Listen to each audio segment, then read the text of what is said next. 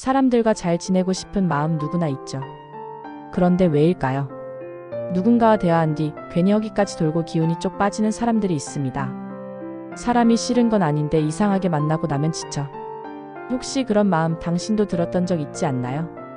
더 열심히 맞추고 더 배려했는데 이상하게 점점 더 외롭고 힘들어지는 이유. 그건 어쩌면 우리가 관계 속에서 나 자신을 점점 잃어가고 있기 때문입니다.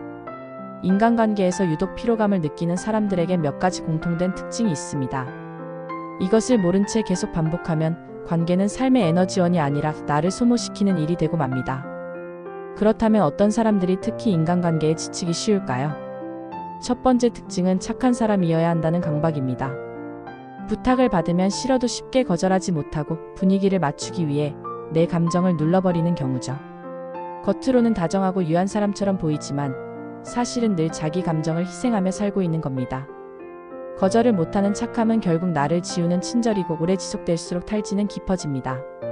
사람들에게 좋은 사람이 되기 전에 나에게 좋은 사람이 되어야 한다는 사실, 우리는 자주 잊곤 합니다. 두 번째는 갈등을 피하려는 태도입니다.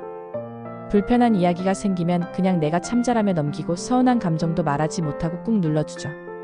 문제는 감정은 그렇게 사라지지 않는다는 겁니다. 표현되지 않은 감정은 결국 쌓이고 어느 순간 예상치 못한 방식으로 터지며 관계 자체를 무너뜨립니다.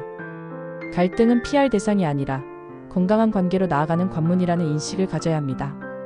세 번째는 타인의 감정에 과하게 몰입하는 성향입니다. 친구가 시무룩하면 내가 뭘 잘못했나? 하고 스스로를 의심하고 동료가 말투가 딱딱하면 그 이유를 온통 자기 탓으로 돌려버립니다. 이렇게 되면 하루 종일 감정의 눈치 게임을 하느라 지칠 수밖에 없습니다. 물론 공감 능력은 중요하지만 타인의 감정을 내가 책임지려는 순간 나는 내 감정의 주인 자리를 잃게 됩니다. 네 번째는 자기 감정에 둔감해지는 상태입니다. 남의 감정에 신경 쓰다 보니 정작 나 자신의 감정은 계속 묻어두게 되고 시간이 지나면 내 기분이 어떤지도 잘 모르겠는 상태가 됩니다. 내가 지금 왜 기분이 나쁘지? 요즘 나는 어떤 게 즐거워? 같은 질문에 대답하지 못한다면 이미 자기 감정과의 연결이 끊어진 상태일 수 있습니다. 감정은 나침반과 같아서 내가 지금 어떤 감정을 느끼고 있는지를 알지 못하면 관계의 방향도 잃게 되죠. 다섯 번째는 관계에 대한 기대가 너무 크다는 점입니다. 내가 이 정도 했으면 상대도 이만큼 해줘야지라는 마음이 깔려 있다면 그 기대는 곧 실망으로 바뀌기 쉽습니다. 문제는 그 기대가 대부분 일방적이라는 데 있습니다.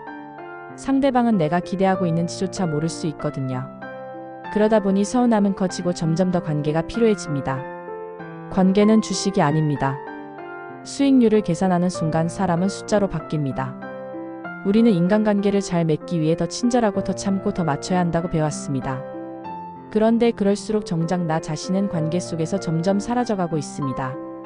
중요한 건 모든 사람에게 좋은 사람이 되는 것이 아니라 나에게 무례하지 않는 사람이 되는 것입니다. 그렇다면 이제는 이렇게 물어야 합니다.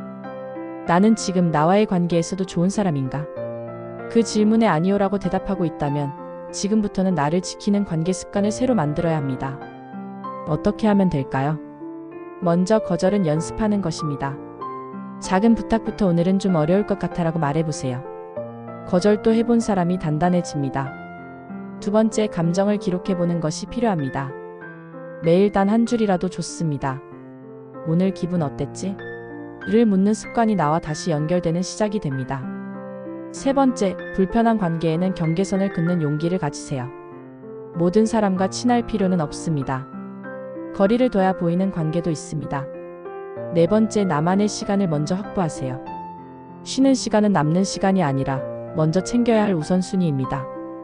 혼자 있는 시간이 채워져야 누군가와도 건강하게 만날 수 있습니다. 마지막으로 기대하기보다 표현하는 사람이 되세요.